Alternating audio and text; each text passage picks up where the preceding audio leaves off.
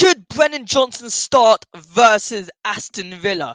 I mean, look, it's going to be a very, very tough call to make from Ange Postecoglou. But look, in this video, we're going to be talking about should Brennan Johnson start, and if not, who should? Without further ado, let's get straight into it. But before we start, smash the subscribe button if you're already there, and just drop a like. No one wants to leave this video without dropping a like. So drop a like, smash the subscribe button, and let's get straight into it. Now, Brennan Johnson.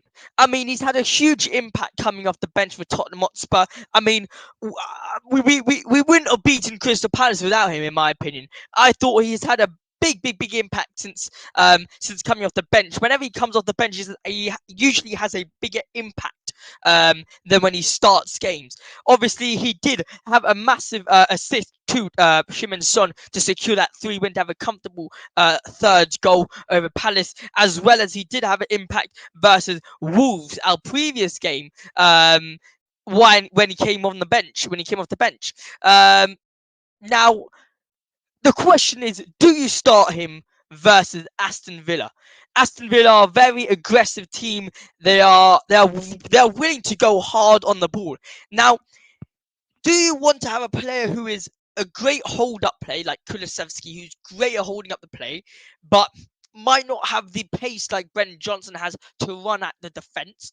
Or would you rather have a pace like Brennan Johnson, but not the physicality like Kulusevski, to start the game? Now, for me, it's very, very simple. I'm starting Brennan Johnson on the bench because I feel like his impact off the bench is more important to me than Kulusevski starting, if you understand what I'm saying. So I would rather have Kulusevski starting, but not because I think Kulusevski is better, simply because I think Brennan Johnson is a better player coming off the bench, and I would rather have that than have Brennan Johnson starting.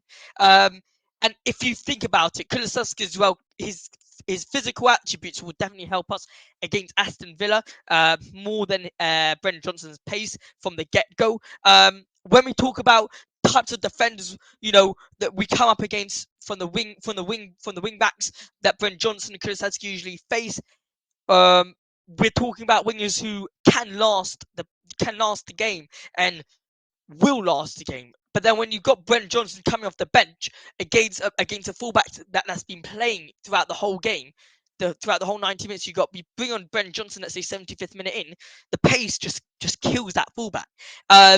Now, for me personally, the question is, does Kulusevski come off?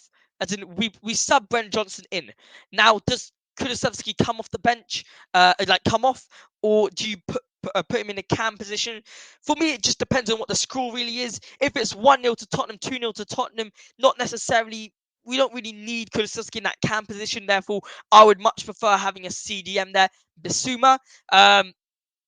But if we're losing the game, then Brennan Johnson, bring him off the bench. He's going to be super sub like Lucas Moura, and as well as has Kulusevski play as a cam. That could be perfect. And I think the game is going to be really, really important. Top 4 will be very questionable if we do lose the game. And who knows? Maybe